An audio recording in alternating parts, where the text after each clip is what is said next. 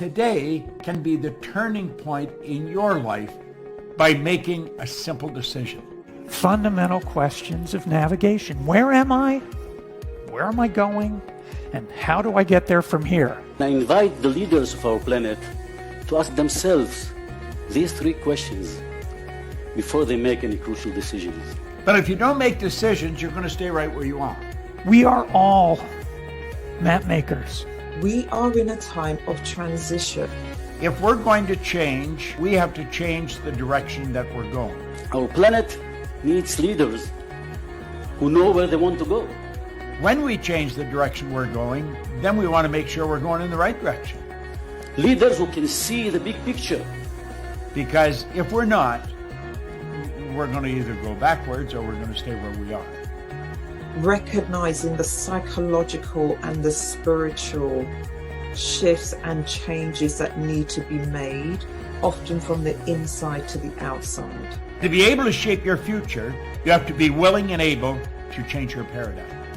Complex journeys require navigation. The path to the truth is one such journey. This is your GPS. Hairstyling services provided by J.D. Edwards Salon and Spa, Palmdale Shopping Plaza, Madera Street.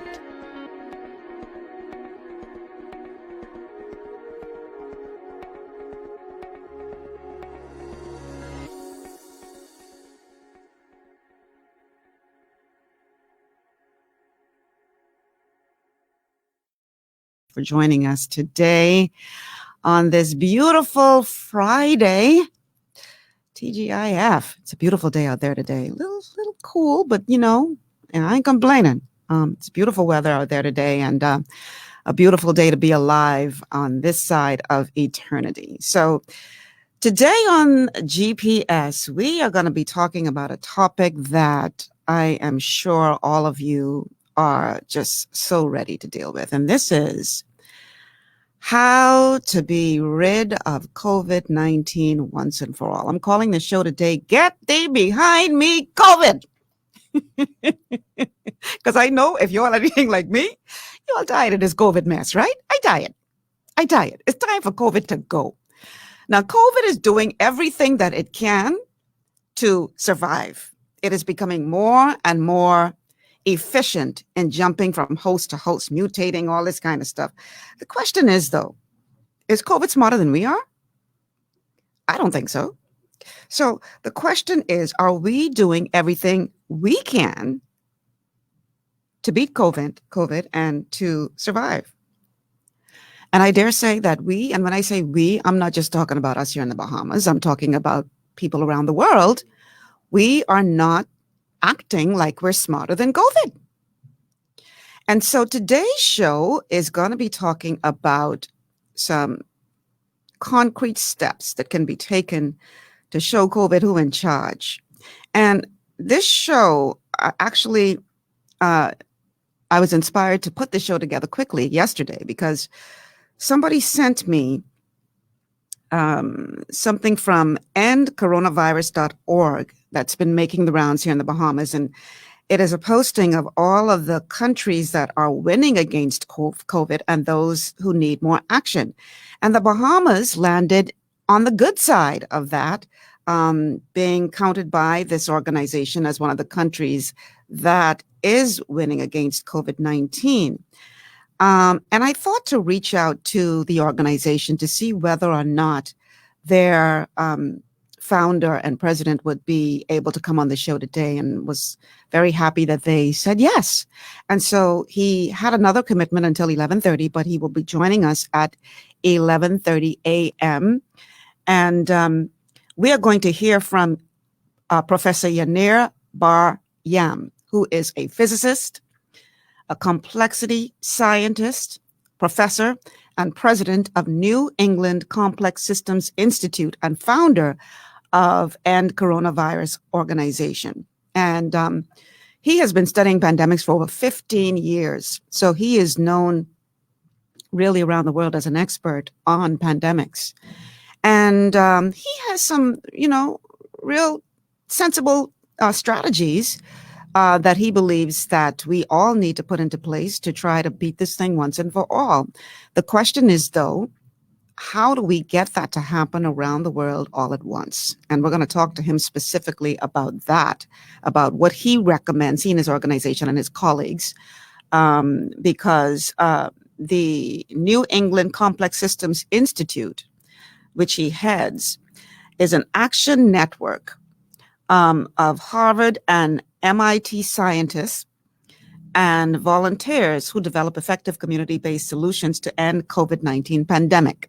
So this is a group of people who have come together to try to figure out what we need to do to end this madness.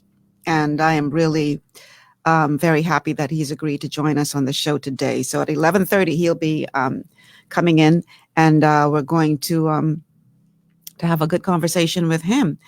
And so I want to invite you to participate in this show today. Our call line is 828-3543.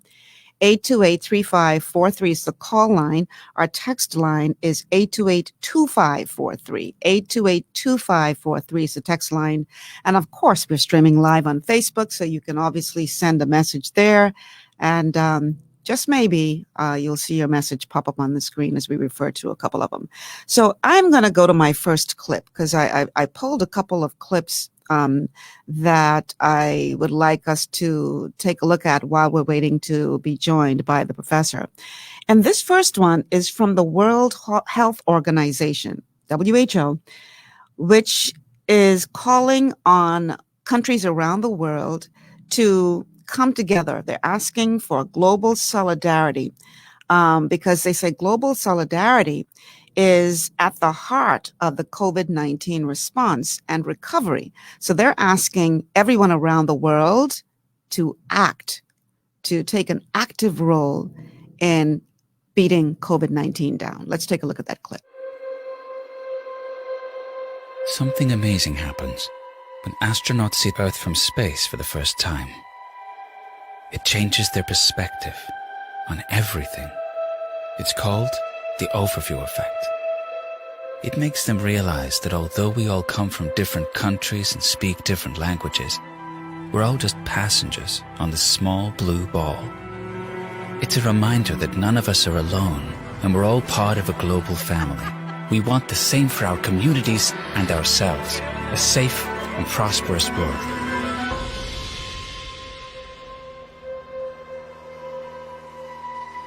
COVID-19 has had a devastating impact. The pandemic has been a cruel reminder that in an interconnected world, what affects one of us can affect all of us. Fighting COVID-19 requires a team effort on an unprecedented scale.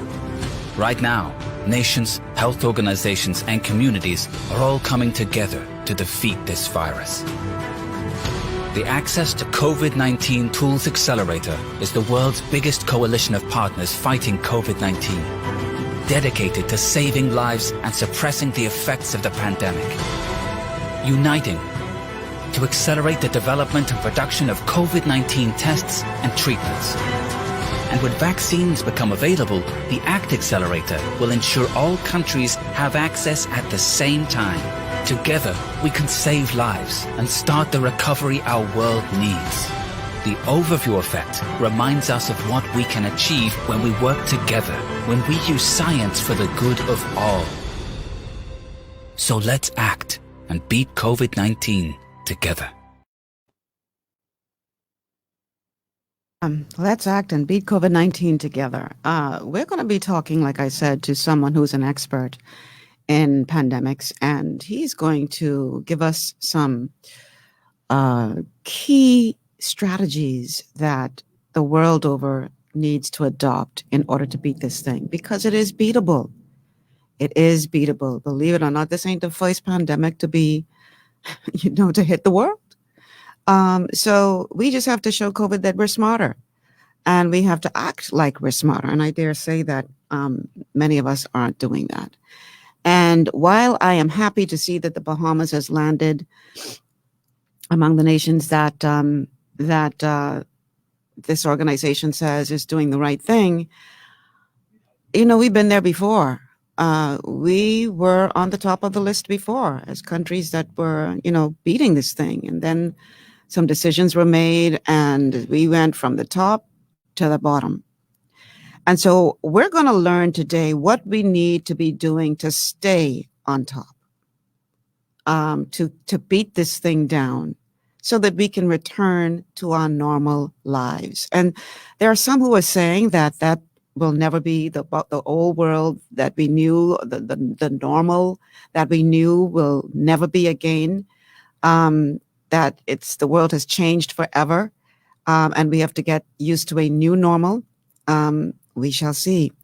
And as we talk to the professor today, I am sure he's going to be, telling us some things that may be hard to hear. It's not going to be an easy fix, that is for sure. But we have to get to the place where we decide either we want to end this thing or not. And if we do, then we have to, make some tough decisions and do what needs to be done to put an end to the madness. The thing is that a lot of countries, a lot of leaders around the world made a mistake early on with this COVID response, their COVID response, some of them admitting it. And it is because of the mistakes that they have made, I dare say, my humble opinion, that this thing has gone on longer than it needed to go on.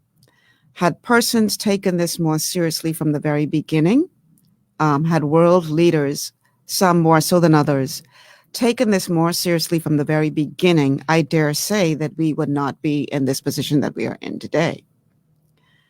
But you see many countries in Europe now having to go back into a hard lockdown. We heard the announcement that Biden made about the changes that are going to take place in the United States. I dare say that had this been taken this seriously from the very beginning by every government, every nation around the world, this could have been stamped out long time ago. But inaction, not understanding the seriousness of the problem, to some degree arrogance, led to us being where we are today. So the question is, now that the horse is out of the gate, what do you do? Because it ain't no bringing it back behind the gate. That horse done gone. So what do you do? How do you get this thing under control? So we're going to be talking about that today. Again, our telephone lines are 828-3543. 828-3543 is the call line. And the text line is 828-2543. 828-2543 is the text line. And of course, we are streaming live on Facebook, and you can definitely give us a shout out there, and we'll acknowledge some of your messages. So one of the things that we have to be concerned about is the fact that COVID is now mutating. And as it spreads, it's mutating, it's taking on new characteristics that can make it harder to fight.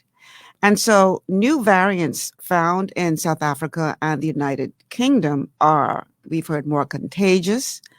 And this is straining health services. Japan is trying to isolate a new variant from Brazil. And I'm about to play another clip. There's no proof that any of these variants are deadlier. That's the good news. But the bad news is the virus is constantly changing, and this could eventually make vaccines less effective. South Africa just became the first African nation to surpass the 1 million mark for coronavirus cases. And authorities are worrying about the spread of the new and potentially highly contagious variant detected in the country. We see Great Britain, UK has gone into another hard lockdown, much of Europe following suit. Now, the question is, with these new mutations out there, because it's not just one, should we be putting all of our eggs in one basket as it relates to relying on this vaccine when it does come, or, because there are several different entities manufacturing vaccines. But the question is, with this virus mutating now, could that make these vaccines less effective? And should we be looking at doing other things? Or should we continue to wait for the vaccine or look at combining efforts with something else? I want you to take a listen to this clip. This clip is from the DW. I've taken excerpts from a special report that the DW did on the mutation of the vaccine and what that means as it relates to the effectiveness of the mutation of the virus and what that means as it relates to the effectiveness of the vaccine. The coronavirus keeps evolving. As it spreads, it's mutating, taking on new characteristics that can make it harder to fight. New variants found in South Africa and the UK are more contagious, straining health services.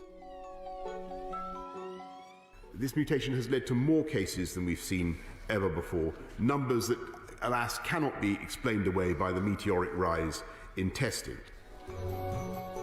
Japan is trying to isolate a new variant from Brazil.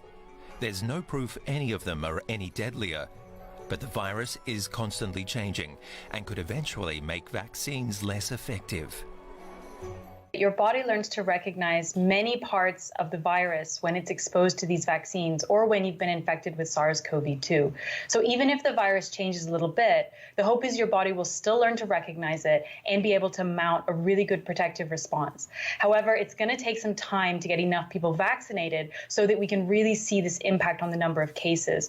And it's important to remember that most vaccines need 2 doses before they're fully effective. So we really need people to keep using other non-pharmaceutical protections like hand washing, mask wearing, and being aware of aerosol transmission until we're certain that the vaccines are helping us to keep the case numbers low. I think one thing that is important to keep in mind is that a lot of the fear about vaccines is hypothetical. Certainly it's possible that the virus could change enough that your body doesn't recognize it anymore, and then your protection could be impacted. But until we have a reason to believe that some of these mutations are really having that effect on real people who've been vaccinated, I think it's important to keep our worry a little bit in check. Now, certainly there are some mutations that have some concerns from early studies, but importantly, these have all been done in the lab, and it's very hard to predict what the impact of a lab study actually means in a full-size human and a full-size population. So I think until we really have evidence that these mutations will impact vaccine efficacy, we shouldn't be too worried. But one thing we do want to keep in mind is that while we have high case numbers, we're maximizing the virus's ability to explore different people, different immune systems, and maybe be put under interesting and unique selection pressures. And this might mean that we see a mutation start rising in prominence because it's been in one of these unique situations. We can never completely eliminate that this might happen, but clearly the fewer people that are getting infected, the less room the virus has to play in these different environments, and hopefully the less chance that we see a mutation that we'd really rather not see. One thing that these new variants have really brought to the fore is the importance of genomic surveillance and sequencing. We can only tell that a new variant might be responsible for a rise in cases if we have sequences that tell us that that virus has a different genetic makeup.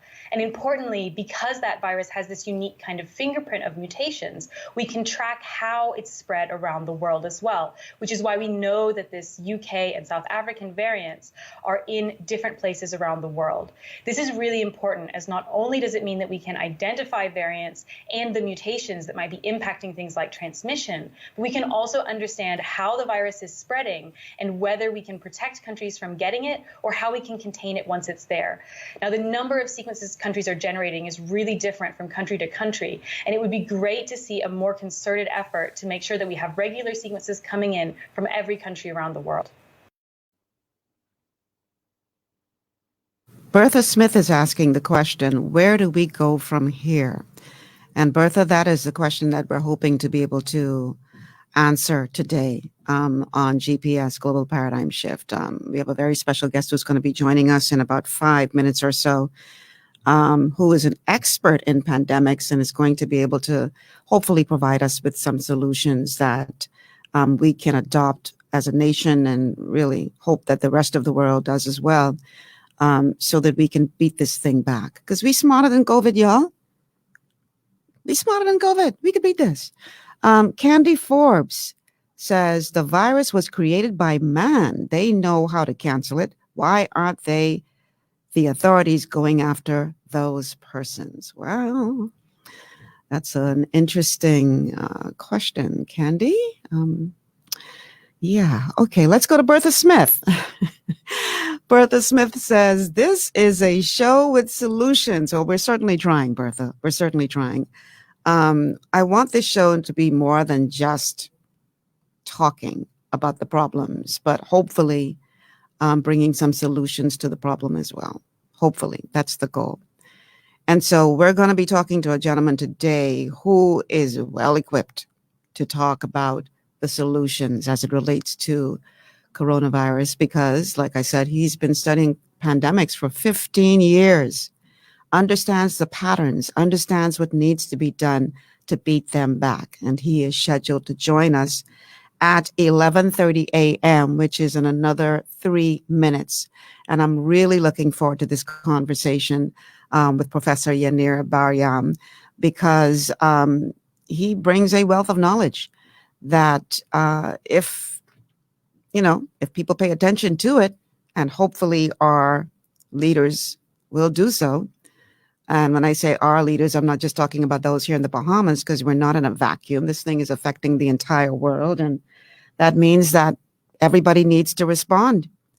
And I think one of the reasons why we have seen this go on for so long is because there has not been that concerted effort. So it's, one thing for the Bahamas to do what it has to do, and America, but if everybody isn't doing it, especially for us here in this country, with tourism being our main source of income, we could, beat this back as much as we want. But if we're opening up the borders to others who are coming from places where they're not making any kind of effort to fight this thing, then we're back to square one.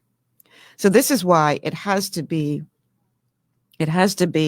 global solidarity when it comes to beating back COVID-19. It has to be. So we're going to take our first break. Our sponsors are the ones who make this show possible.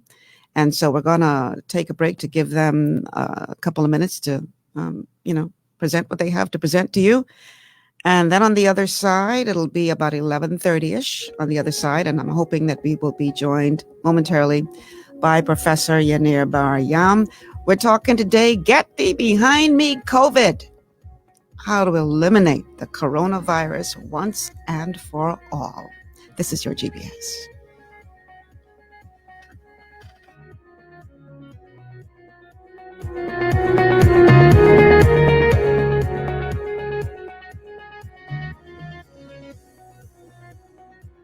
To stay healthy, it's crucial to make sure you get the nutrition you need every day. But it's difficult to get all your recommended vitamins and minerals from food alone.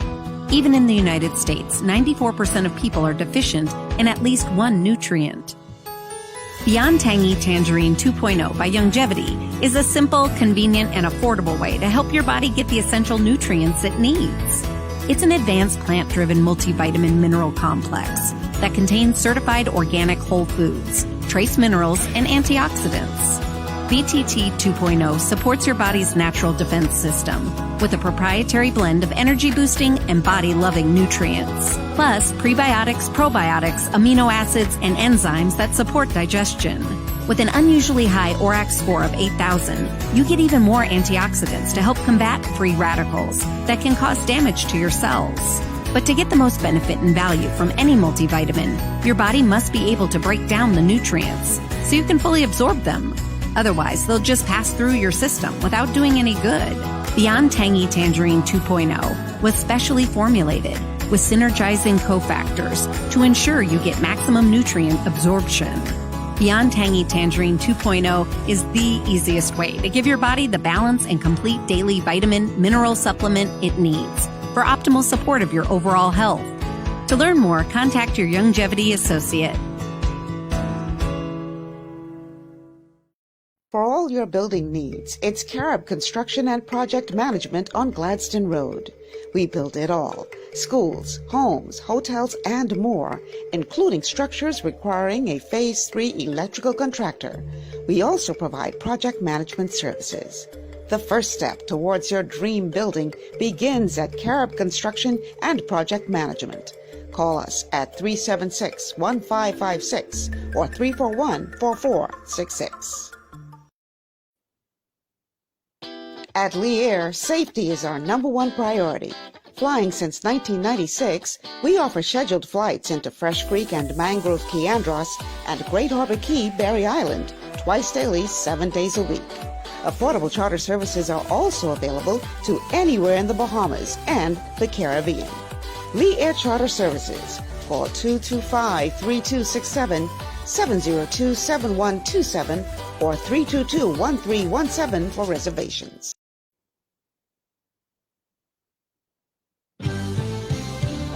Hi, this is Bishop Paul S. Morton. You're listening to the great sounds of glory, 93.9 FM.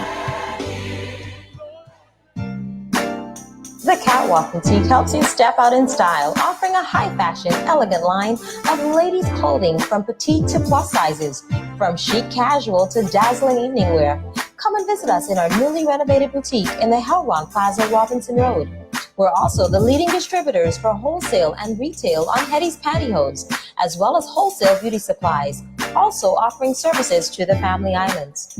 Call us today at 394-6116 or come and visit us in the Helron Plaza, Robinson Road, the Catwalk Boutique, where sophistication begins.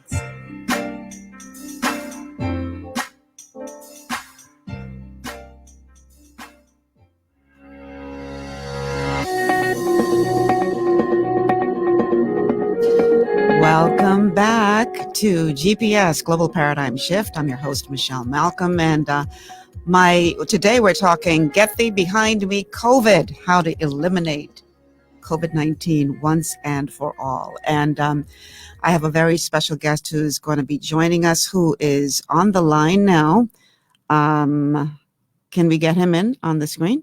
Professor Yaneer Bar-Yam. I hope I pronounced that right. Yaneer Bar-Yam. Yaneer. It's just phonetic. Yaneer Bar-Yam. Got it. There.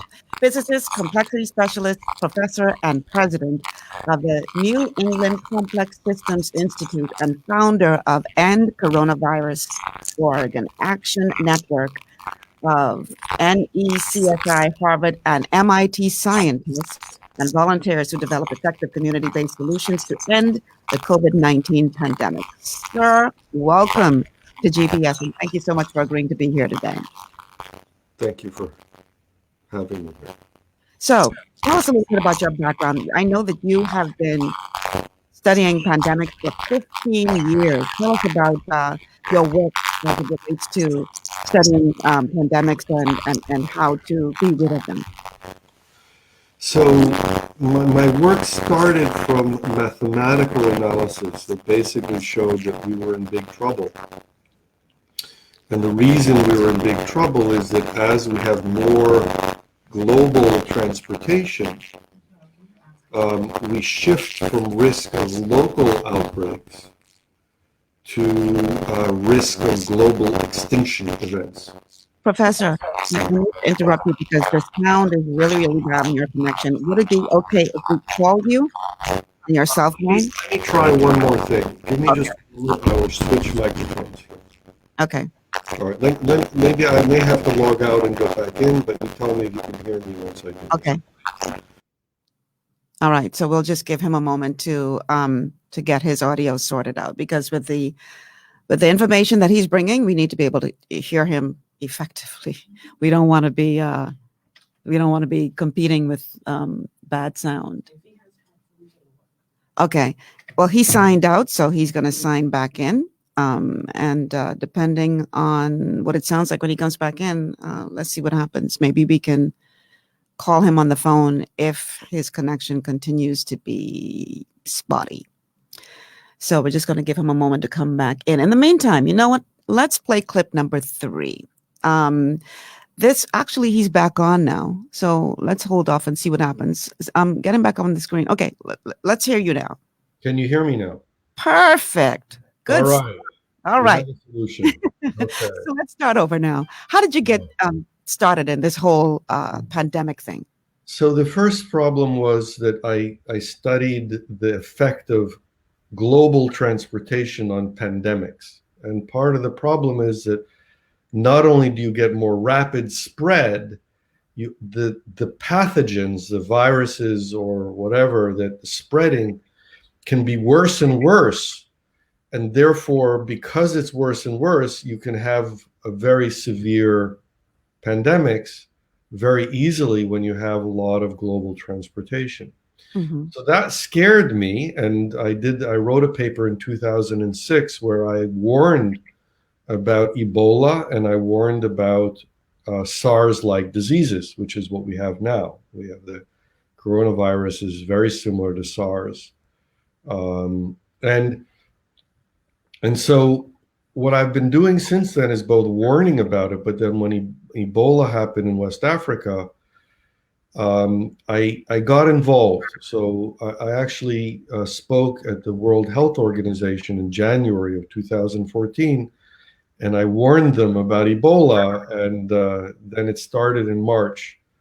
The outbreak started in March, and it grew very rapidly.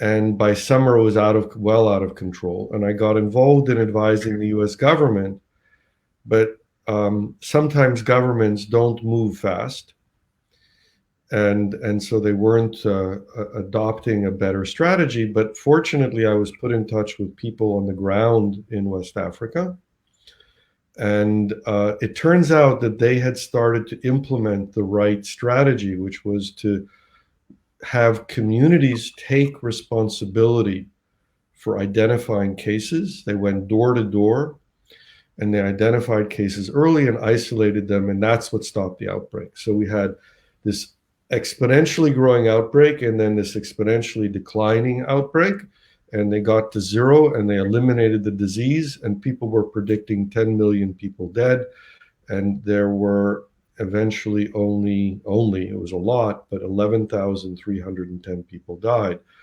and that was a lot less than people expected. But the reason is because people took responsibility.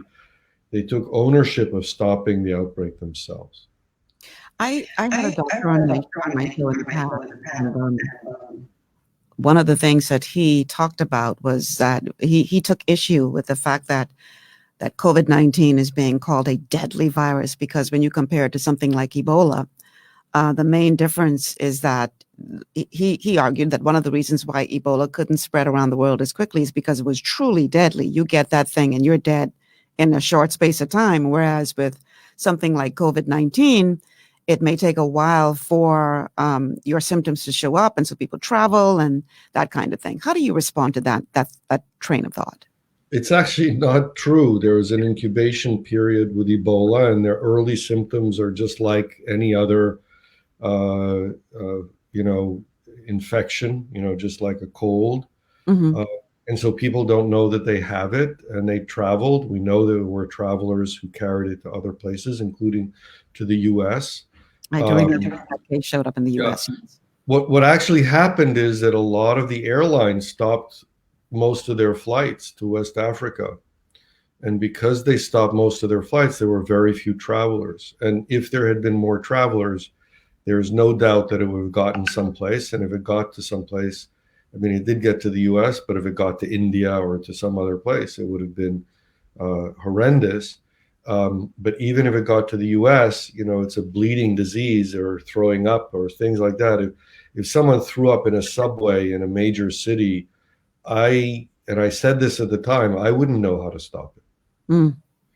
So you believe that a key role in stamping out Ebola in the manner and speed at which it was stamped out was the fact that communities got involved in the fight. That's right. And there is this structural point, which if you think about it, it's kind of obvious now that we have so much experience with this past year, is that fight against the pandemic is not actually a government action. It's not a medical action. It's not a hospital action. It's not a doctor's office action. It's actually you stop it by what you do in the community, by using social distancing, by wearing masks, by making sure that you take delivery rather than going into supermarkets, all of the things that we do to stop transmission. That's the first thing. And the second thing is making sure that if someone is sick, and this is what I talked about in the case of Ebola, that they're rapidly identified. Even if you get some people who are not not sick with the disease, if you quickly isolate anybody who might be sick with it, then you stop the transmission. And then you have to pick up a few other things, like making sure that high-risk institutions, places where people live together or whatever, like either in nursing homes or prisons or other places like that, that they're super well protected, because once it gets into a place like that, it just travels like wildfire. So the main thing is to understand how we stop the transmission. And there's one other thing that I didn't mention, which turns out to be really super important. And it's one of the things that has been really hard to have adopted in the Western world. And that is the travel restrictions. You talk about travel restrictions and people say, we can't do that, and so, but it's one of very, very few most important levers that we have to control the outbreak. Because if you have a restricted place where the virus is, then you can focus all your attention there, and the rest can be safe. They can act normally. They can do everything that we want to be able to do normally, as long as we prevent the cases from getting from where it is to where it isn't. And that was really one of the key insights of the first research that I did. But it's actually classic part of the way diseases have been stopped for thousands of years, to have quarantine areas. And this is what was done in the countries that have been successful. So in Australia, which is a huge country, right? It's actually bigger than the continental United States, right? And they have multiple states, and they had an outbreak in one of the states, but they limited travel to the other states. And when that state had an outbreak, they restricted travel from the core of the city to the greater area. It's called Greater Victoria.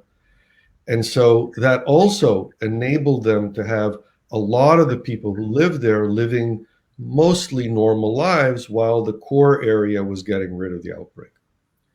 So every time you can contract the area that has the disease, you gain a benefit. You gain benefit in being able to control it, and you gain benefit in being able to allow people, as many people as possible, to go back to normal, which is hugely important, because people can't do that for a super long amount of time.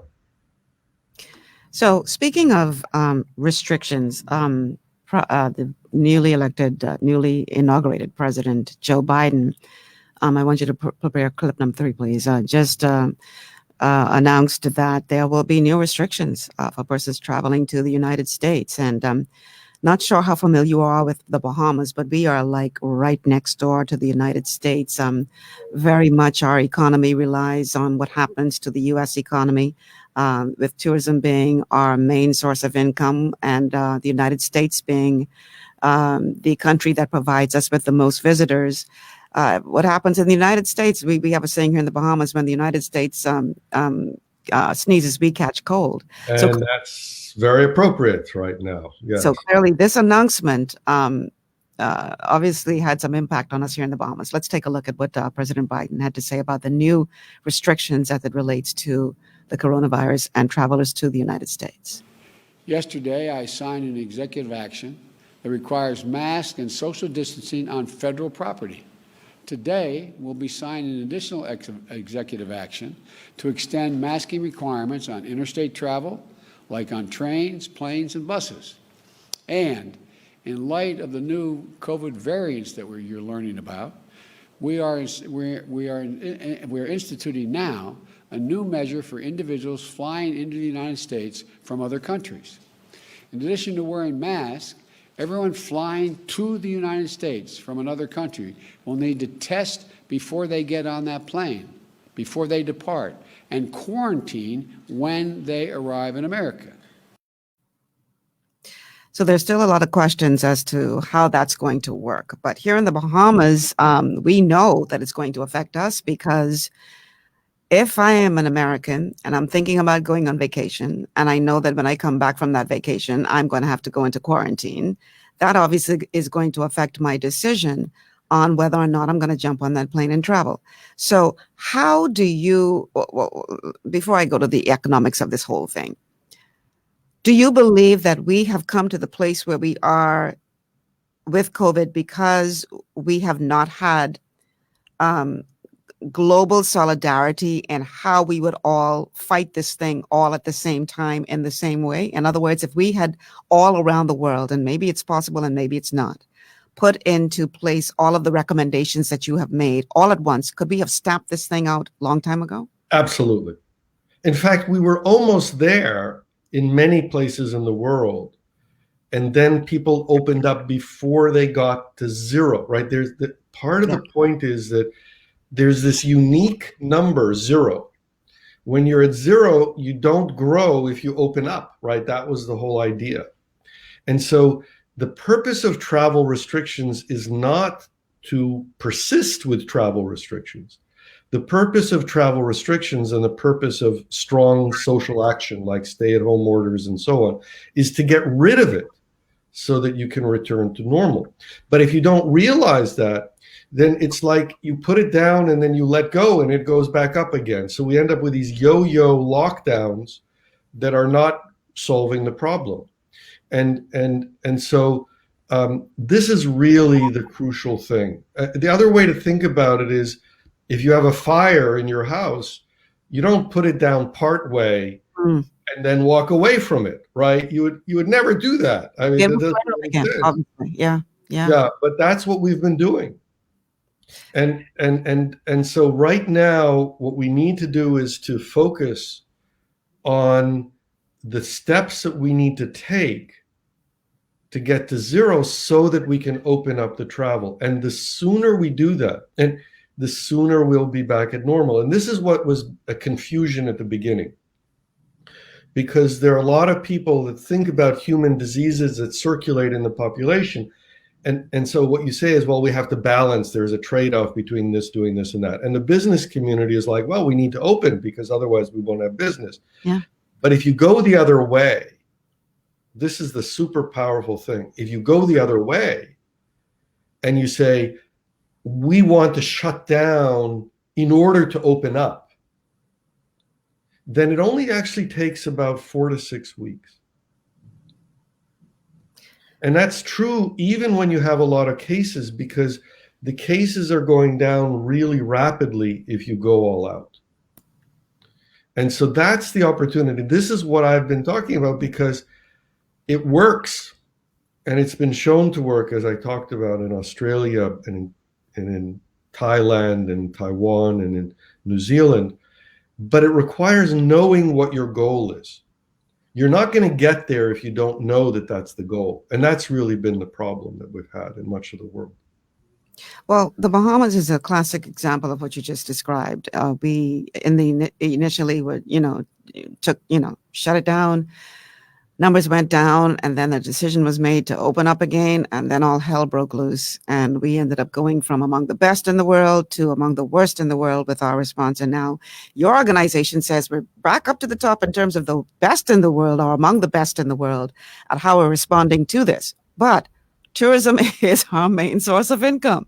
Right. Our economy right now has been shot because of the lockdowns. Many businesses have not been able to recover. We have unbelievable levels of unemployment right now.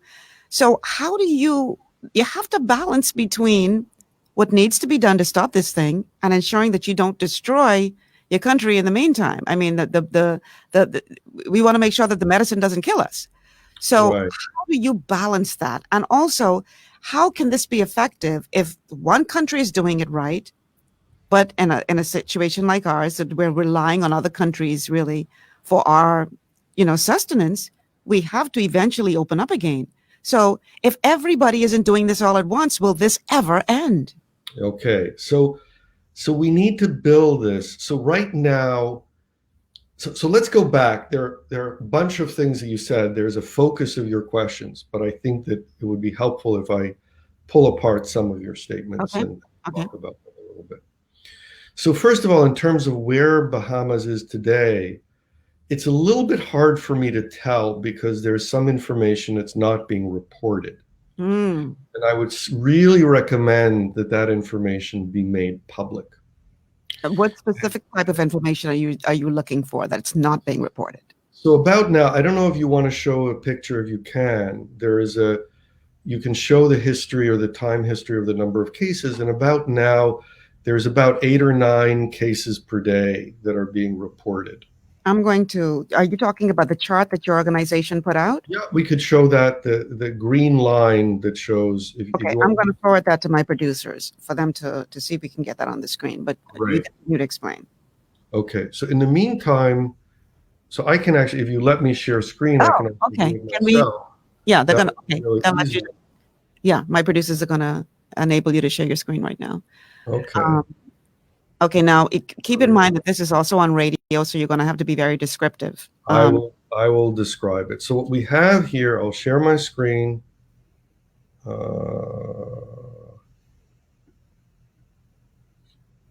Select window or screen. Here we are.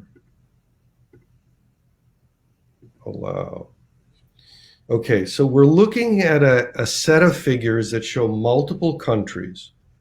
Can you see it on that screen now? Go to the one to the very right. The screen to the very right should pull it up. What's going on, guys? No? We're not saying it. We're not saying it. All right, let me try one more time. Let me try it from here because I can see what you're trying to pull up. I can see it on your screen there. There it is. Okay, good. Now we can see it. All right. So what we're looking at is a bunch of countries that are what we call winners. And winners have less than about 20 cases per day. And that includes Australia. They have 1 case per day. And Bahamas right now has 11 cases per day. So what we see in the Bahamas is there was an earlier sort of a peak in April, May, and that went down. And then there was a very large peak that started in July and went up in August and peaked eventually in October. And then it went down and down and down. I assume that there were lots of restrictions that happened at that time. And then now we're down at about 11 cases per day, and it's been that way for about a month and maybe a little bit more. And then there are other countries, that are in this same category, Barbados, but also Bhutan and Cambodia. And I don't know if the screen will move when I move it down here. Maybe it does. Yeah. So there's Iceland and Liechtenstein and New Zealand and Taiwan and Vietnam. So there's some countries that are big, some countries that are small, some countries that are islands, some countries that are definitely not islands. And so this is what we can see. But if we look at it, one of the things that's missing, sorry, I don't know, I need to go back, but maybe I'll stop the sharing now anyway. Okay. If we go back to the point that I actually don't know what those cases are that are, 11 cases per day, because there could be 2 very different things. They could be people who are already quarantined when they became sick, in which case they don't have a risk of transmitting to other people. So this often happens when you have a quarantine policy with people traveling into the country and being quarantined. And those people are not a risk for transmission, at least very low risk for transmission. So we would like to subtract those from the cases that are present, but we don't know unless we're told what they are. So that's really important information. And it would be nice if the government would be reporting the category of cases so that we could tell. In Australia, they tell us these are the cases that are come in and are quarantined. These are the cases that are community transmission, where we know what the source is. These are the cases of community transmission where we don't know what the sources are, so we can tell better how well controlled the outbreak is. So that's one thing that's important. The other thing that I would say is that, as I'm sure you know, the outbreak is not on all islands in Bahamas. So there are some islands that don't have cases, and some islands, and really the cases are concentrated in the two main islands, right? As far as I could see from the data. And so now I have actually a presentation that we put together. I can pull it all up for the Bahamas, which I can show also, but let me first talk about it through.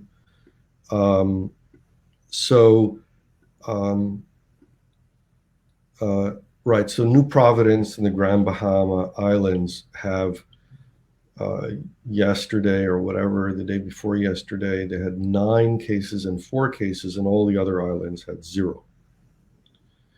So now that's super important, because remember, we talked about the problem of travel restrictions, and having islands, having an archipelago is a tremendous advantage, because you can easily set up zones, and then you allow travel between the zones that don't have cases. Right. And you don't allow travel between the other ones. And once you don't allow travel from the place that does have cases to the places that don't have cases, all the places that don't have cases can be without restrictions. And that's super important, right?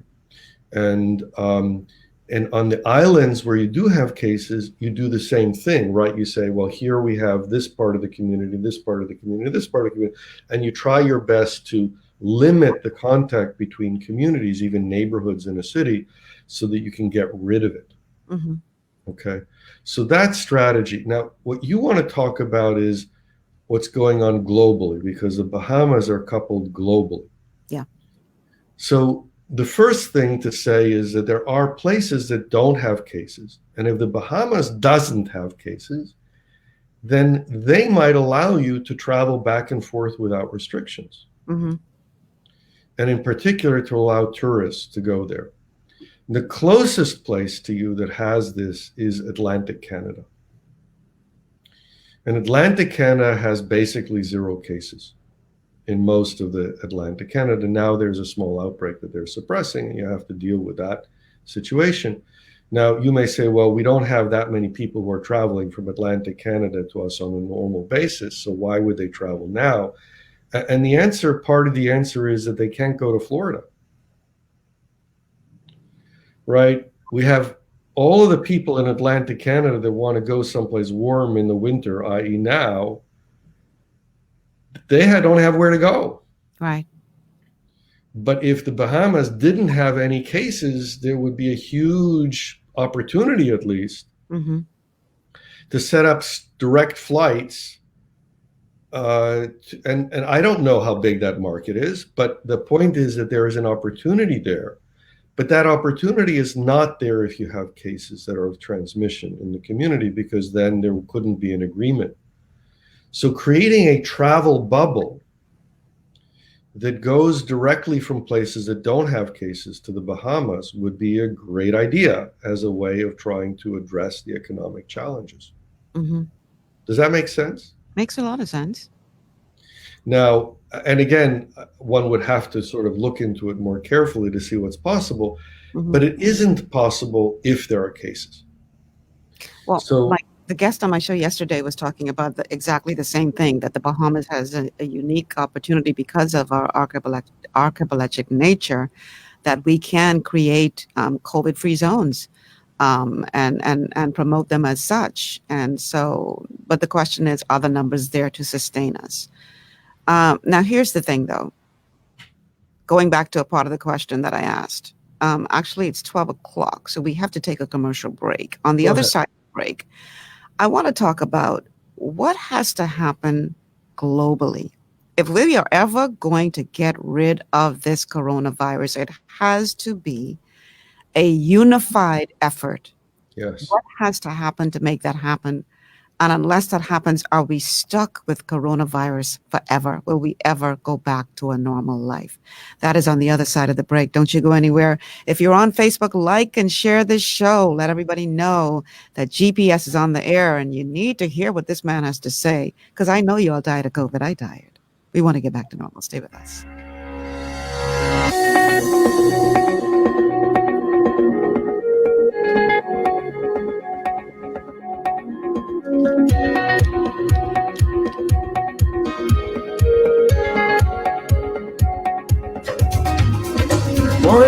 Boy, here calamity. Boy, don't want that be me. Let me get this coverage, do it once and for all. Insurance management is who I gonna call. When calamity strikes, we're here to keep you safe and secure. With offices in Nassau, Freeport, Abacoy, Lutheran, and Exuma. Insurance management, we cover the Bahamas.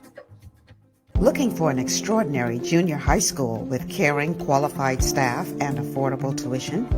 Then come visit us at Elite School of Excellence, an affiliate of First Step Academy. ABECA-focused and Ministry of Education approved, we foster discipline, integrity, and wisdom while molding our students for success.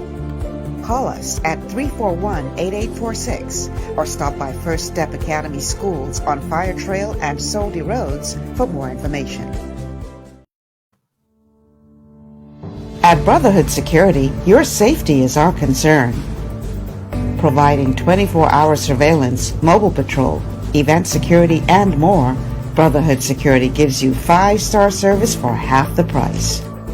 Feel free to WhatsApp or call us at 813-6730 or 431-9064. Brotherhood Security, giving you the best for less.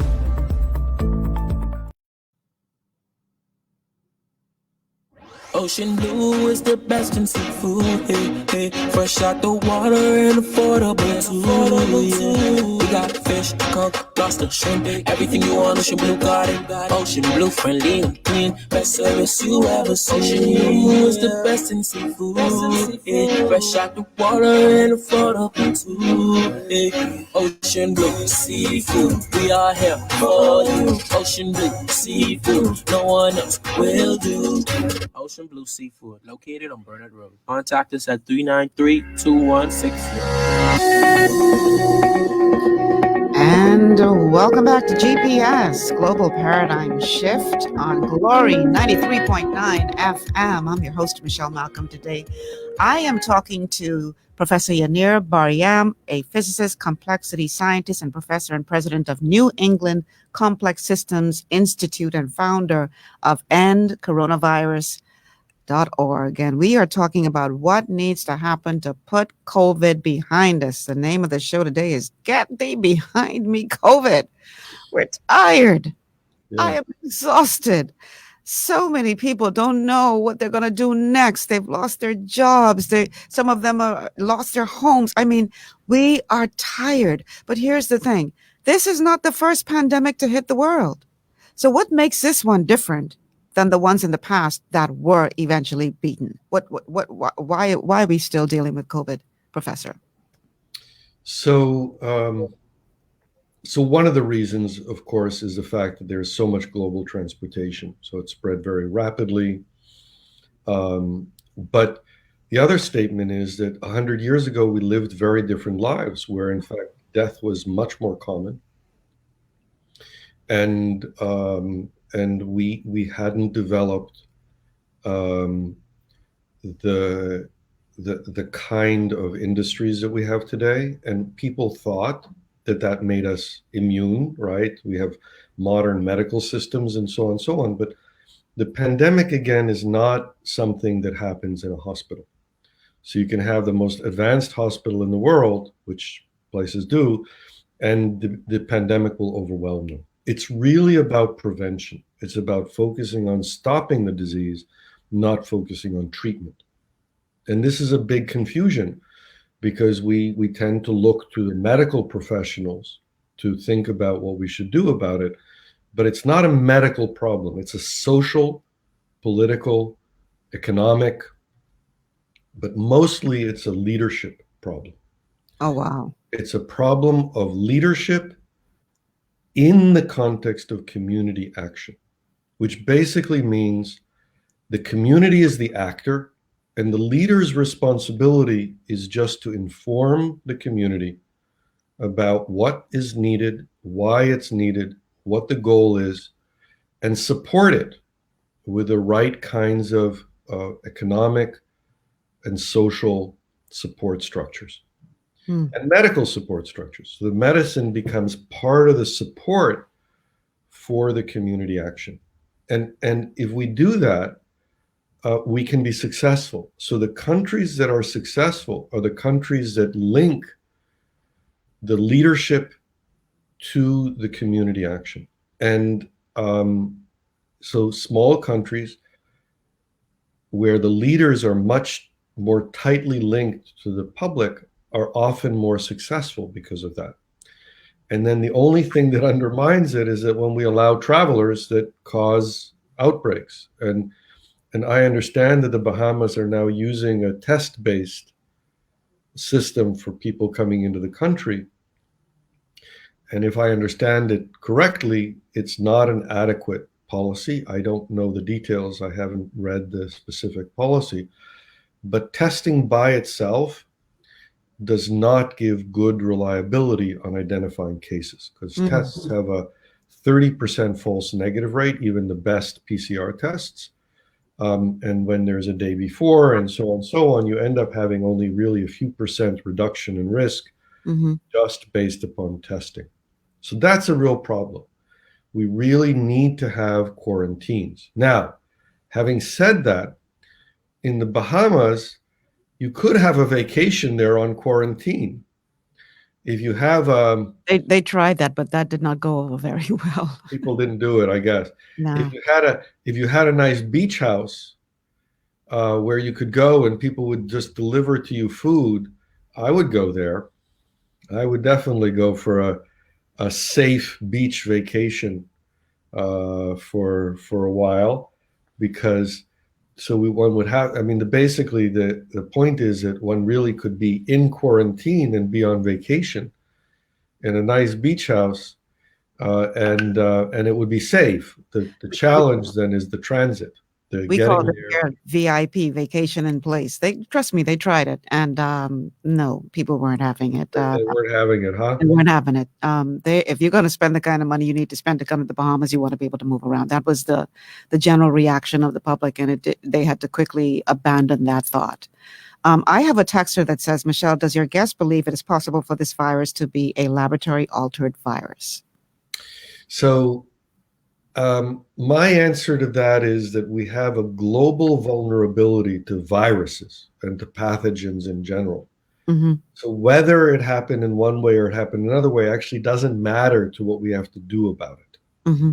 And this is something that is real big misunderstanding. You know, people tend to focus on questions that are not the essential questions, no matter, right? Because if you have a vulnerability, you may have a bad actor that does something that causes you to lose, right? Or it may just happen because of natural events. Diseases happen, outbreaks happen, they've happened before. You know, we're not so used to them in the West because we've been protecting ourselves in multiple ways. But once we're very connected to every place in the world, then we suffer whatever happens in every place in the world. And as an example of that, now the virus is mutating. So we have, I mean, it has been mutating, but it's mutated enough, and there is enough virus in the world that every virus that mutates may give rise to a new variant that is more rapidly spreading, more deadly, different enough that it isn't going to be treatable by the vaccine. Treatable just means that people will still get severe cases even if they have the vaccine, because the immune system is not being trained, right? The vaccine trains the immune system to recognize the virus, but if it's a different enough, then that doesn't work. Exactly. And so now we have a few variants, one in the UK, one in South Africa, one in Brazil, other places, and those are the ones that we kind of know about. But what that means is that the new sort of high-powered defense that we're trying to use may not work. In fact, it likely will not work to all of these variants. Maybe the ones that we know right now it will, but the next one it won't, or the other ones that we don't know it won't. And so, we're just vulnerable to those spreading around and causing the disease. And the reason we're vulnerable is that everywhere gets the worst virus when every place is connected. I am so happy that those words came out of your mouth, because I have been preaching that for a long time.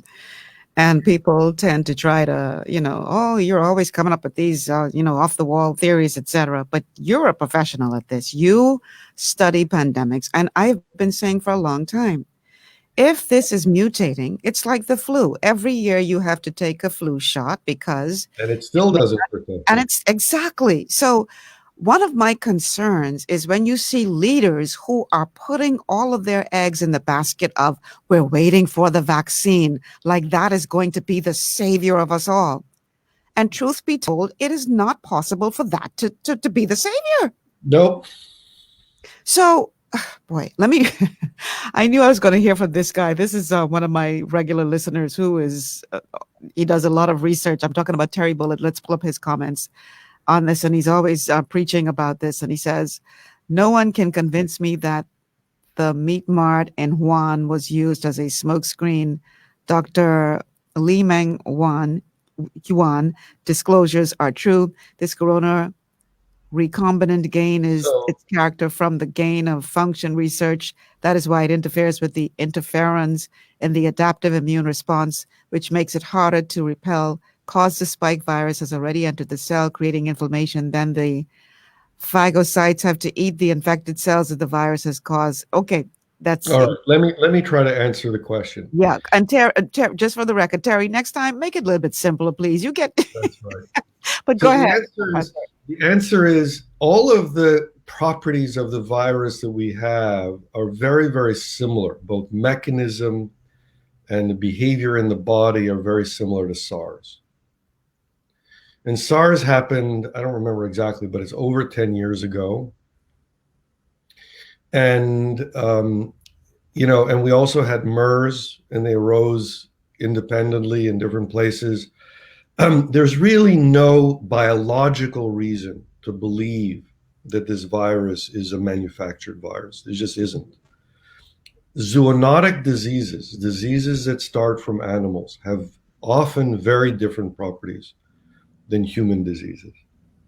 And the human diseases that we have, if you look at the crazy nature of human diseases, that many of which we don't have now, right? Like polio and mumps, measles, mumps, and rubella, right? And all of those other diseases that we've gotten rid of mostly, they are very awful diseases that do all kinds of terrible things to your body.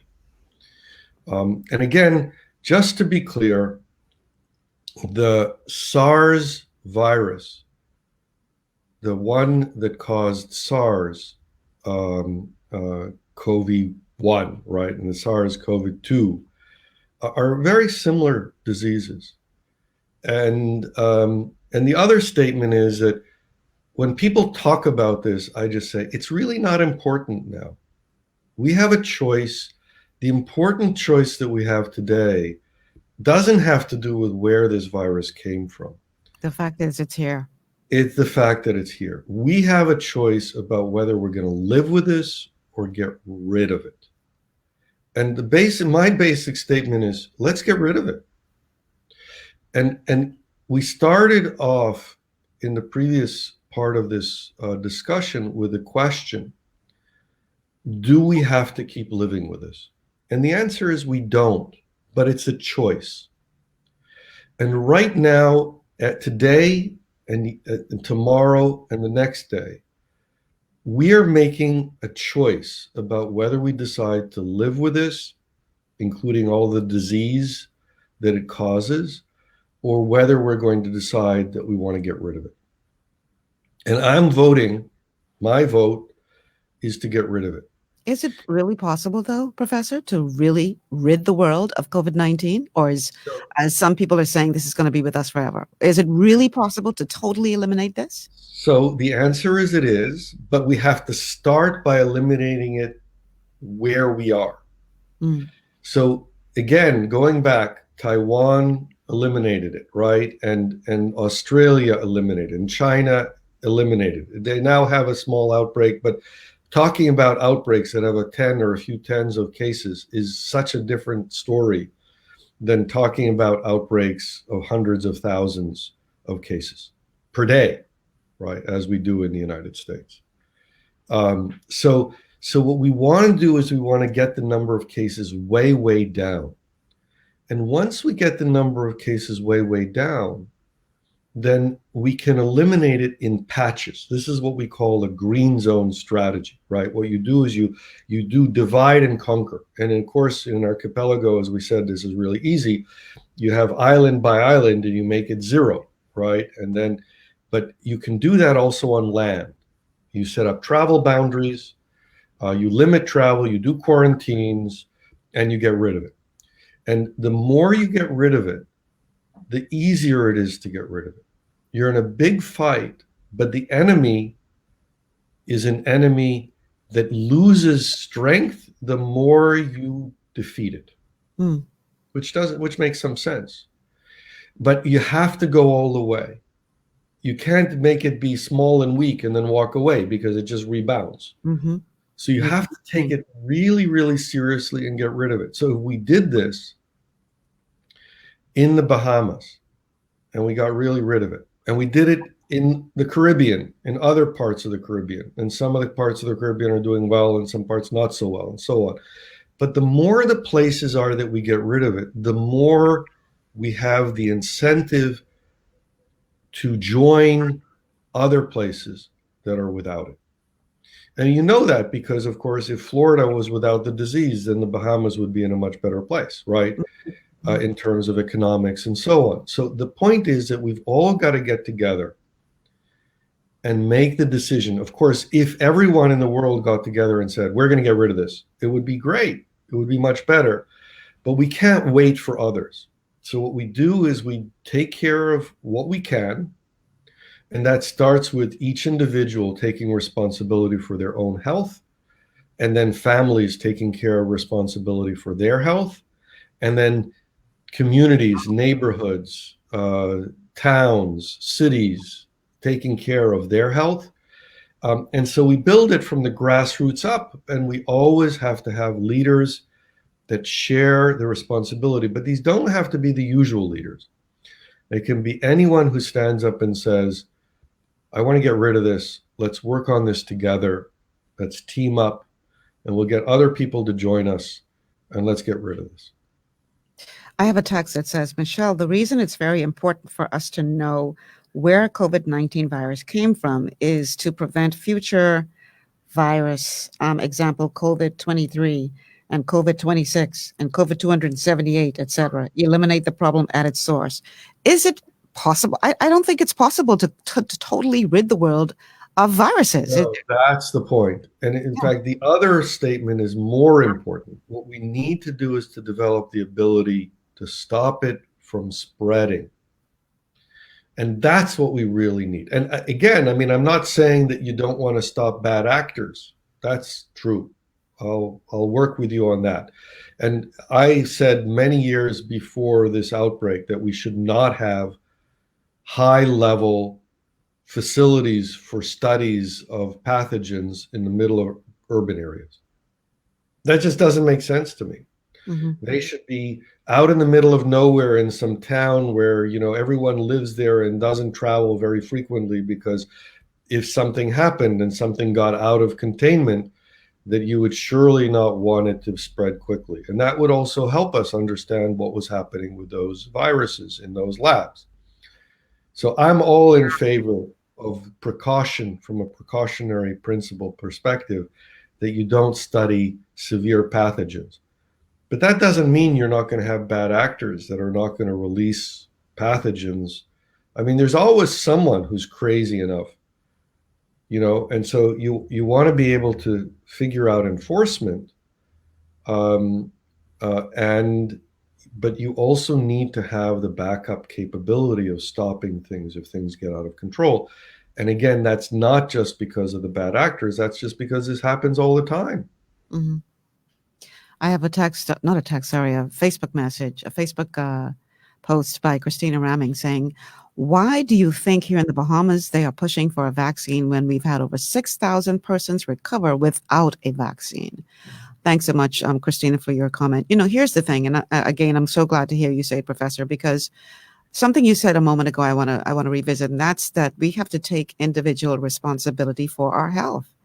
I keep saying that the key to this, apart from what you're talking about in terms of the community taking responsibility for its actions, but the key to this is to make sure that you have a balanced immune system, because we were designed with this wonderful thing called an immune system.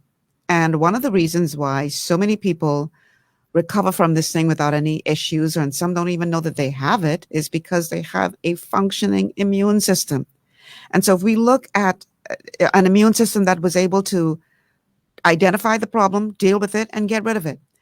And so if we look at the fact that 68% of deaths worldwide are on account of a non-communicable disease, 68%.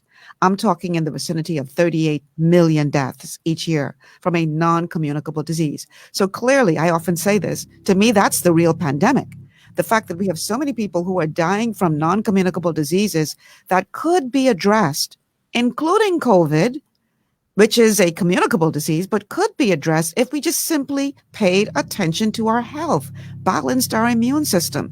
So do you believe that it is necessary for us, when we're talking about strategies to eliminate COVID, that we not only focus on a vaccine, we not only focus on the washing of the hands, the wearing of the mask, but we also put equal attention into ensuring that our people understand what they're taking into their bodies that is actually weakening their immune system, what they need to do to balance their immune system? Where do you think that fits into this conversation?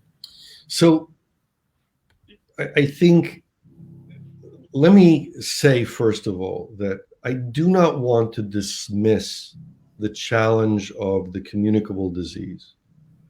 The communicable disease, the transmission events, if the short story is, people somehow make this mistake, right? They say, people are dying from all kinds of causes, but now we have this cause. But if you want to know which was the extinction event of the earth, it's going to be a communicable disease. Mm.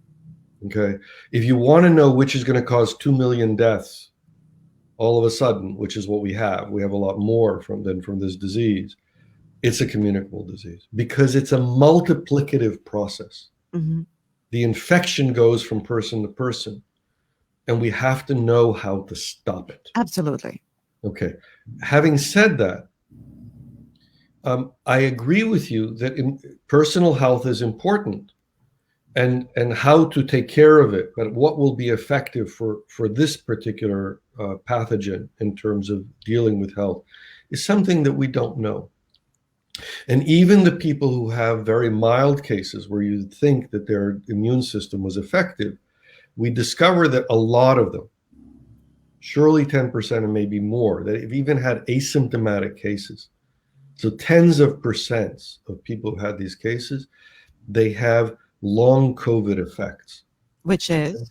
These long COVID effects are damage to heart, damage to lungs, damage to the brain, even effects on male fertility.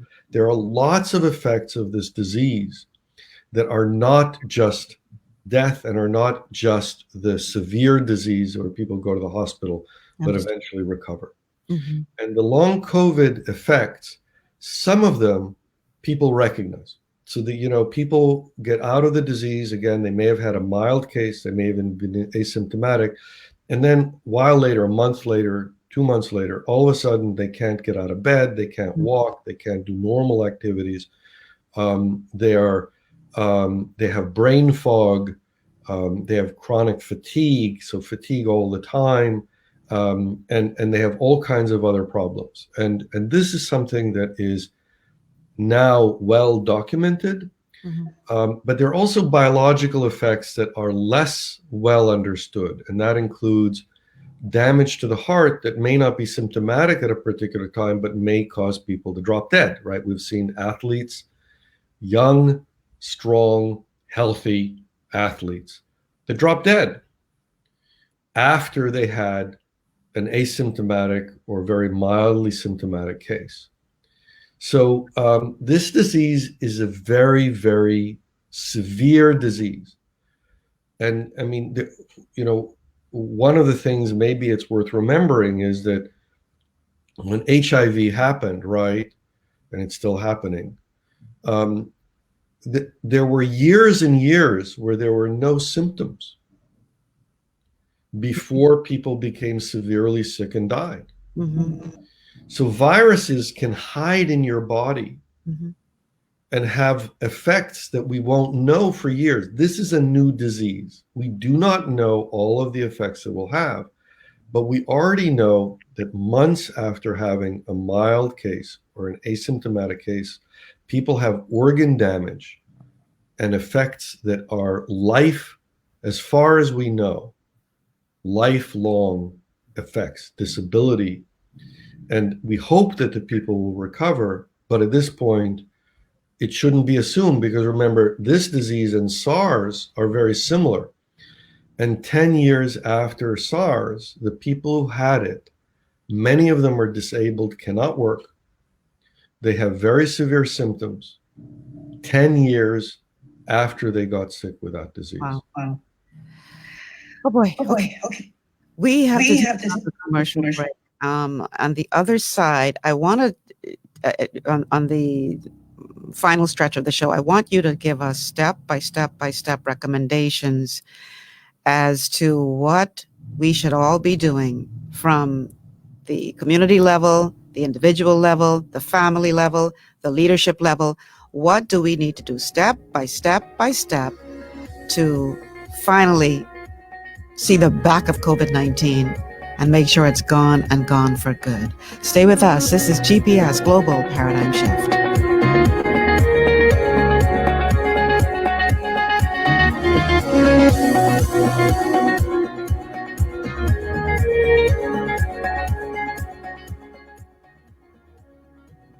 Your body's immune system is under constant pressure from things like stress, lack of exercise, and toxins in the environment.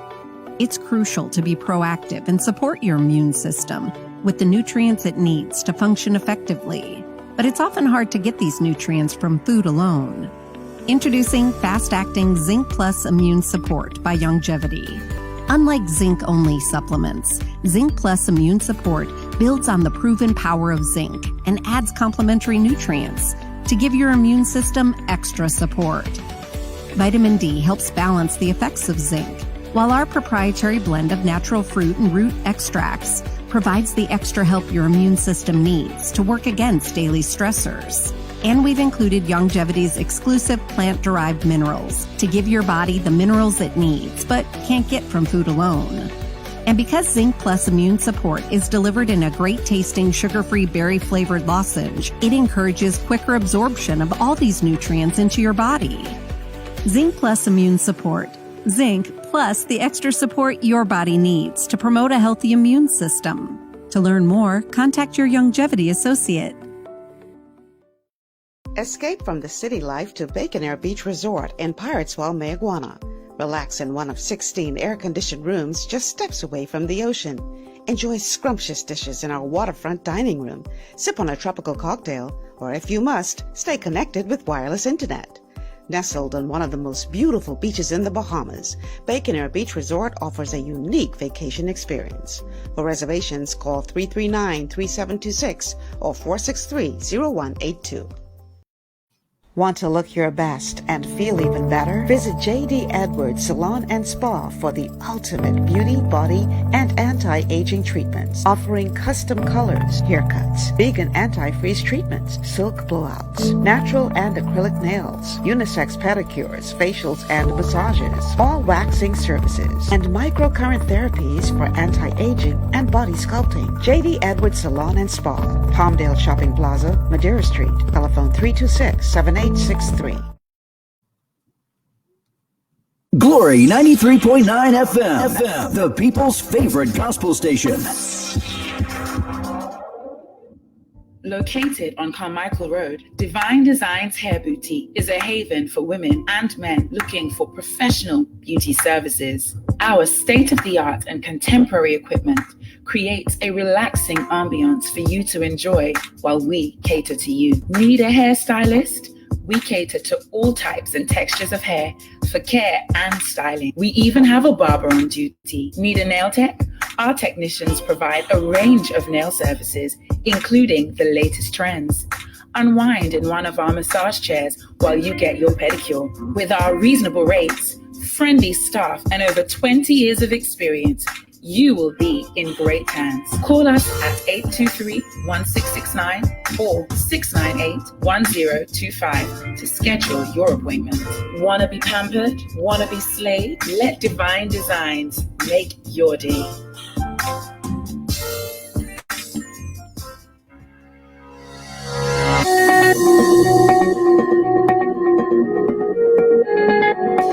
And we're back. Well, back to GPS Global Paradigm Shift on Glory 93.9 FM. I'm your host, Michelle Malcolm, and today my guest is Yanir Bar-Yam, who is a physicist, complexity scientist, professor, and president of New England Complex Systems Institute, and founder of End Coronavirus.org, an action network of scientists, volunteers, and others who develop effective community-based solutions to end the COVID-19 pandemic. And it's a pleasure to have you here on the show.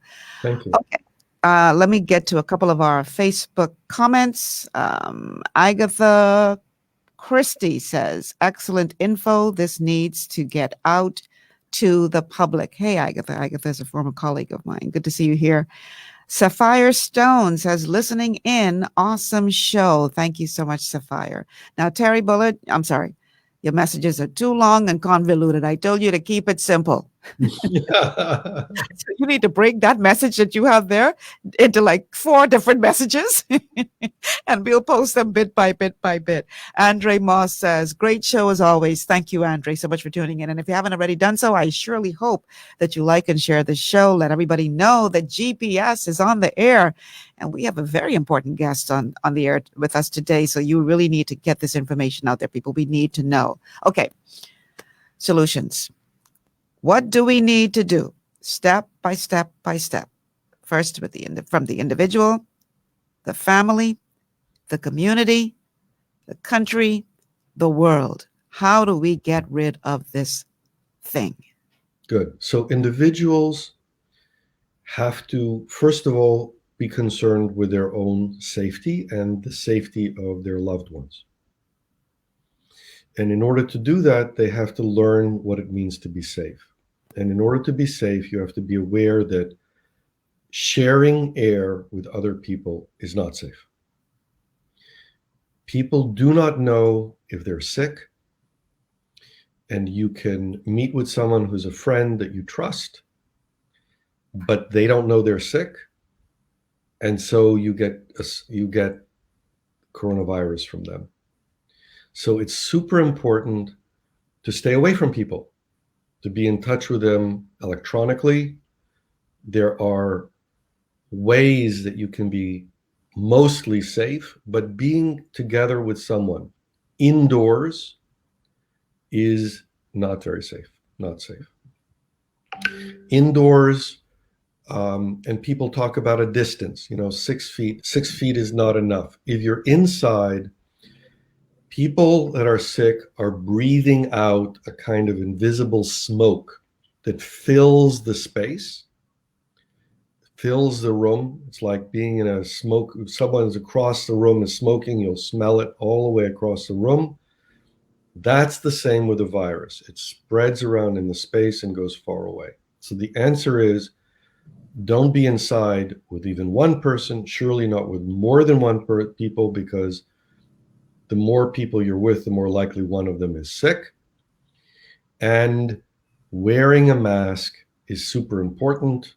It's really important to wear a mask, and other people wearing a mask. All of this are precautions that you only take if you absolutely have to be in the same space with someone else.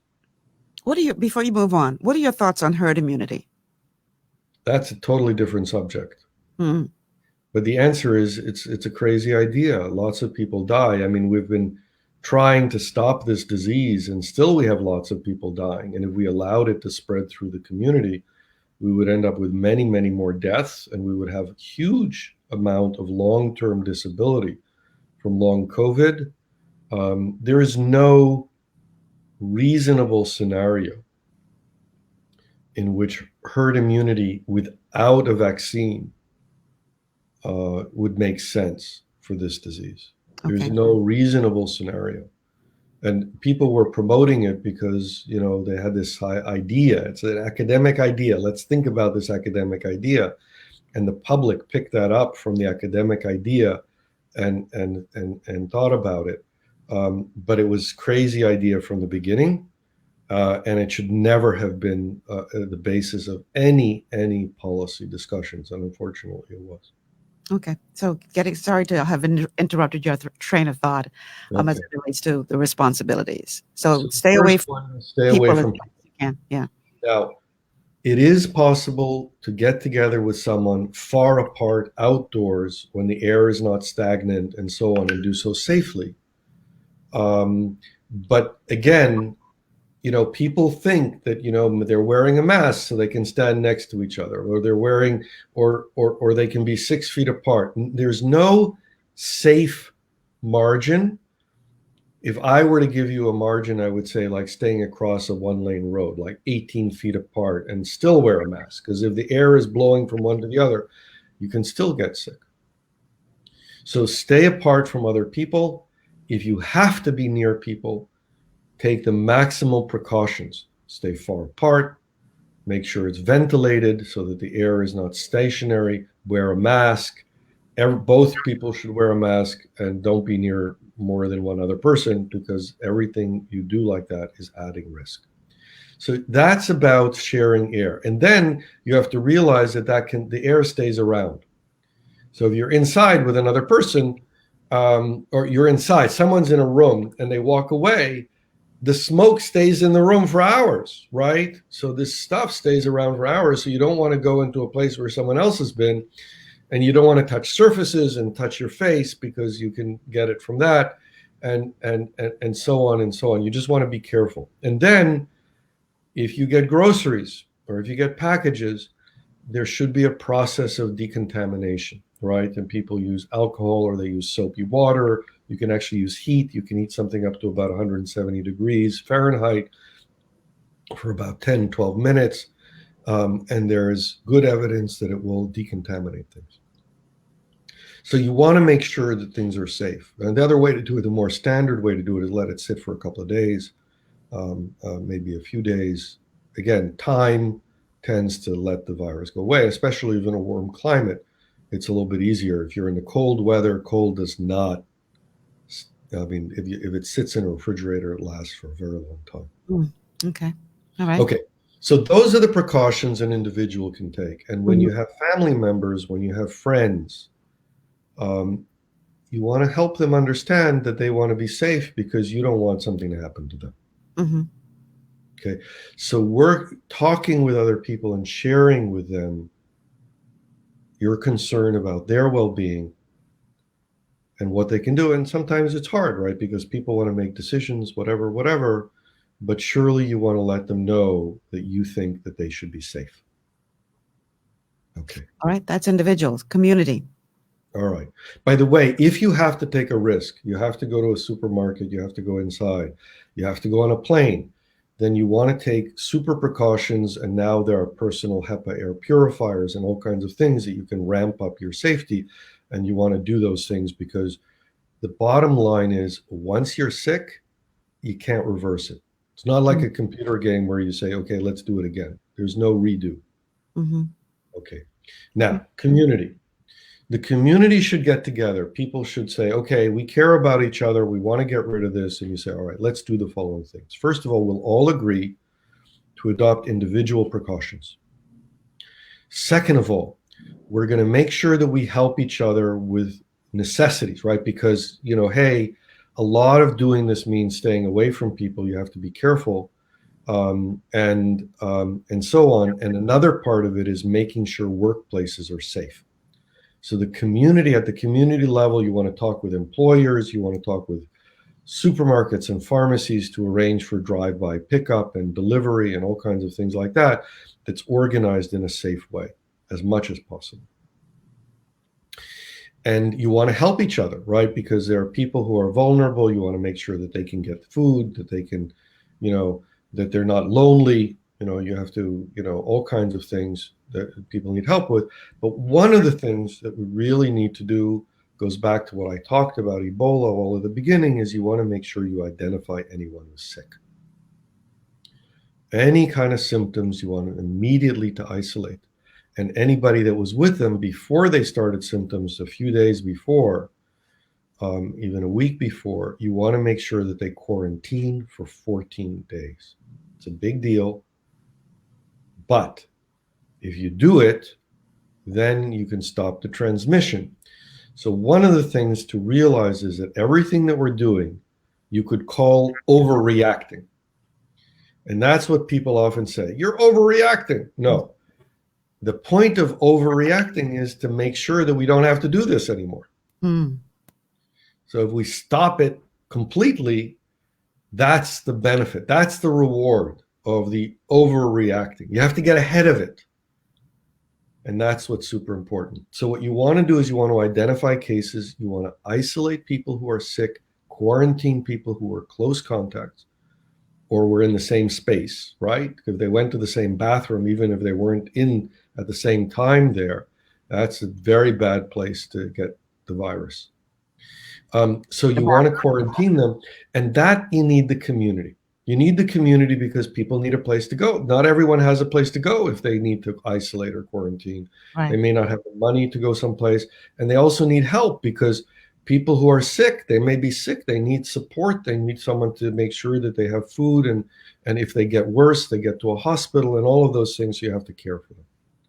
So at the community level, this can be, you can get help from the government, but if people care about each other, then in the community, they'll do this. Mm-hmm. Okay. All right. So that's the community level. Then one other thing, super important, is that the community members have to decide that they're not going to go back and forth to areas that have the disease. So they don't bring it in. And if there's a friend, family member that could come to visit, you don't let them come to visit from a place that has the disease. So travel restrictions, travel limits. If they need to come, you have a family member has to come back from a trip, 14-day quarantine, you stick them into the, you know, a separate room with a separate bathroom or a separate dwelling, or you get the neighborhood to share, you know, some space that they have that's safe. Whatever works, you want to make sure that there are 14-day in quarantines before they can be in contact with other people. Super important. Wow. Okay. We've covered individual, community, now government, country. Government, the main responsibility of government is to tell everyone basically what I've been telling you. And to say it over and over again and to say, look, we can live with it. Terrible choice. We want to get rid of it. And it will only take a short time. See, if the government does it and gets everyone on board, then it's only, I mean, in the Bahamas, it's only like maybe a couple of weeks if you have cases. But even in places where you have a lot of cases, it's only like 4 to 6 weeks and then a few weeks to gradually go back to normal. And then what you need is, you know, if you have a lot of cases, you need a stay-at-home order. You need all kinds of things that will make people, you know, everyone do what is needed. But you constantly have to tell people the reason we're doing this is to get to normal. We're doing this together. And we can do this, and we'll provide you with support. And the government should provide financial support, should help people out so that they can get past tough times. People are unemployed. People have a hard time to get a living together. Someone has to help. Yeah. And that's one of the purposes, one of the reasons we have governments, right? That is also a challenge for many, because if you're not getting that help that you need, and you have a family to feed, and you have to go out and, hustle to, and therein lies the problem. And again, it starts in the community with mutual aid. If you know someone needs help, I just heard that in Turkey, they had a plan where people were paying other people's electrical bills. Wow. They would just, you didn't know who was paying it, and you didn't know who you were paying it for, but, basically you were setting it up so that people who had more would be able to help people who had less. Mm. Mutual aid is always important in a crisis. Everybody should be helping each other out. Now, again, if it lasts for a year, then it's really hard to do this. And, sometimes we have to, but, in this case, we don't. It's only a few weeks. So it's only a few weeks. We get past it. We're done. And then we can go back to normal. Okay, now, what do we do globally? Yeah. And the answer is we need to work on the green zone strategy. The green zone strategy means we do the strong actions, all of the things that I've said, and then we open up to normal areas, and then we arrange travel between the green zones. So what we really want to happen is in the Bahamas, we get to zero, and we know it's zero because you're doing the right things. You're doing 14-day quarantines for anyone coming from a COVID area. But then we have other places, and people in the Bahamas have a lot of contacts with people in other places. I bet. Yeah. Right? I think you have friends and family all over in many different places, surely in lots of places in the United States. And you want to talk to them and say, look, we want to have a better world. We want to live in a place where we can be all right, socially, economically, health-wise. So let's all get together virtually and work together to change the policies so that we can get out of this. And in order to change the policies, we have to go not do the least possible, but do the most possible over the shortest period of time in order to stop the virus. And if we do that, we can get rid of it. We can get rid of it in the islands. We can get rid of it in the Caribbean. We can get rid of it in the United States, in one state, in 10 states, in all of the states. Canada has 4 provinces that are essentially COVID zero without the disease. It's the Eastern Atlantic Canada provinces. They actually have others that are in the north. They're, they have cities and villages and all kinds of things. Alaska has cases now. They're now going down. And people say, hey, we have trouble. Why? How would we get to zero in Alaska? But Western Australia has 4 times the population of Alaska. It's 50% larger in area, believe it or not, right? Alaska is huge. It has a bigger city. It has more tourism. And there has been zero for 250 days. So we can do this in Alaska, and we can do this in Washington State. We can do this in Florida if we decide to do this.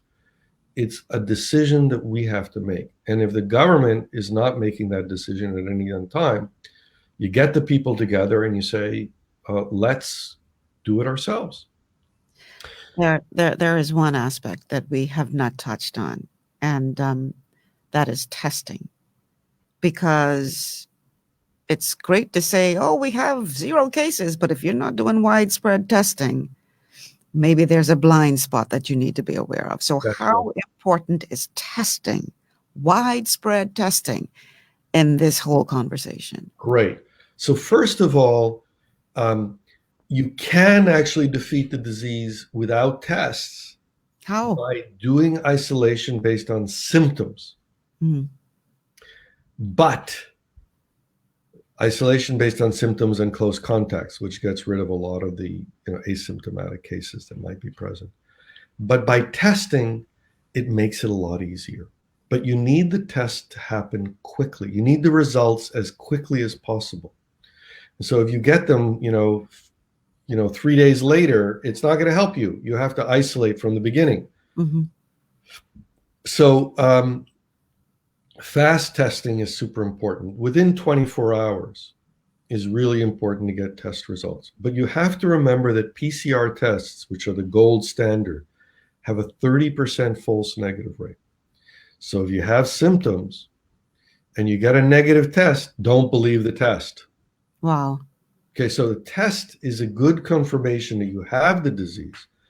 It's not a good confirmation that you don't. But again, testing helps us figure out where we have the disease. And then we definitely need screening tests, which is what you said, widespread testing. If we do widespread testing, then we can detect cases just before people have symptoms, which is super important. We can detect cases that are asymptomatic, and it reduces the chances that we'll have a significant outbreak before we nail it. So it's really important to do regular widespread testing, particularly of people that are likely to get infected. And that includes essential workers that are more likely to be exposed to the disease. That includes, again, anybody who what they do brings them in contact with other people. And the point is that those people are more likely to get infected. And if we catch it soon, then they will prevent them from infecting other people. Okay, so the United States has a brand new president. Joe Biden and Kamala Harris are now at the helm, and their approach to coronavirus is very, very different from that of President Donald Trump. Are you hopeful with new leadership that we will see, I guess, more of an effort to bring the world together to implement all of the recommendations that you have made, working along with the scientists to try and stamp this thing out? What do you hope to see going forward? So I don't know that they will do the right thing completely. And the part of the challenge here is that doing it halfway doesn't work. You really have to go all in. And we've seen that all over the world. Am I more hopeful than I was before? Yes. And we just heard a very important statement on the clip that you aired, which is not only are they going to do testing, which is not super effective, but they're doing quarantines. And the effectiveness of the quarantines on arrival is really essential. But that opens the door for them to plug the huge gap in the previous policies. And other things that they're doing, like improving the vaccination process, is super important, no doubt. Every time we save people by vaccinating them, we're of course making things better. People should be vaccinated. But the statement that I will make is, I think, very clear. They have not yet indicated that they're going to go all out and get people to have a supported short time action. We need a 4 to 6 week action to stop the transmission. In 1 month, if we did it, and we do it well with the things that I talked about, which is nothing of rocket science. It's just, the standard stuff that you do when you're faced with a pandemic. Mm-hmm. We can get the number of cases per day to go down by a factor of 100. So if we now have about 200,000 cases per day, I don't know what it was yesterday or the day before, but it's about right. It could be 2,000 cases per day in a month. And, 2 weeks later, much of the US would be without COVID and could be already opening up normally. And there might be a few spots where we would take a little bit longer. But 2 months in, we could be almost completely or completely out of this thing. And surely in most of the country, after 4, 6, and 8 weeks, we would have much fewer areas.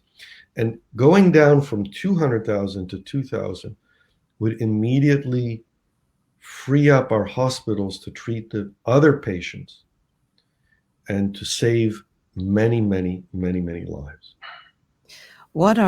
If you could speak to the nation of the Bahamas, every citizen, if you could speak to every citizen of the United States, every citizen of the world, what would be your message to them as it relates to the importance of us working together, taking the steps that we need to take both as an individual and as a member of the global community to stamp this thing out?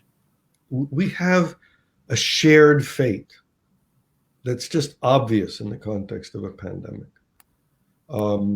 We are connected to each other by a network of transmission. We're also connected to each other by networks of communication. So we talk to each other.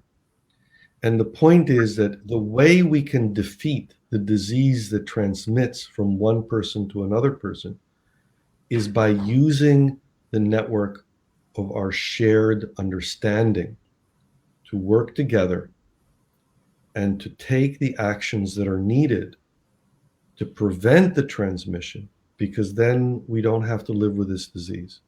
We have a choice, and it's a very straightforward choice. It's the choice of living with it and suffering the disease, the disability, the deaths, and the tremendous economic harm. Or we can choose to talk with each other and decide together, because we can't do that individually. We do have to do it together, to decide to eliminate the virus and eventually eradicate it globally. But that doesn't have to be the first step. It's doing it together as a community, as a nation, and sharing the benefits of what we can do to eliminate the virus and going back to normal with a few limits. The most important limit is making sure that at every point we're aware of the risk of transmission and making sure that it doesn't happen to ourselves and our loved ones and our communities. Professor, thank you so much for being a part of this show today. You brought us some incredible information, a lot of food for thought, and helping us to understand that we have a responsibility to play in all of this. If someone wants to learn more about your organization or actually volunteer, tell us how to contact your organization, where to find you, etc. Sure. So currently we're building community efforts, and the easiest website to go through to is covid0.us. And I know it's .us, but people from the Bahamas are more than welcome to join. We have a global community, and that's in the context of the endcoronavirus.org website. And if you go there, there's a join button where you can join, get a newsletter, but you can also join us in our virtual office space and share with us the efforts of changing things globally. And if you would like other information, we have a conference just this upcoming week. It's a COVID Community Action Summit. And for that, you go to a different website, though you can find it on the End Coronavirus website, but it's on my academic institute website. It's necsi.edu. That's N as in Nancy, E as in Edgar, C as in Charlie, S as in Sam, I as in Ida.edu. And I'm sure you can post it. But the other thing that you can do is, if you want to follow me on Twitter, my Twitter handle is just my name, Yanir Bar-Yam, without the hyphen, without the dash. You can also DM me and I will connect you to other communities. My DMs are open. I'd be very happy to link you to other people who are working on this together around the world. All right. Thank you so much, Professor Yanir Bar-Yam, for joining us on the show today. I really appreciate the time that you gave us and all of the fantastic information. Thank you so much for being here. That's our time, folks. This is a wrap on week 1 of GPS, Global Paradigm Shift. Wow. Thank you so much for being a part of the show all week long for those of you who have joined us. And get the word out, guys, that Michelle Malcolm is back on the air with GPS Global Paradigm Shift on 93.9 FM, Glory FM. Thanks to all of our sponsors who made this show possible. And I'm looking forward to a great weekend, and I'll see you guys next week. Take care.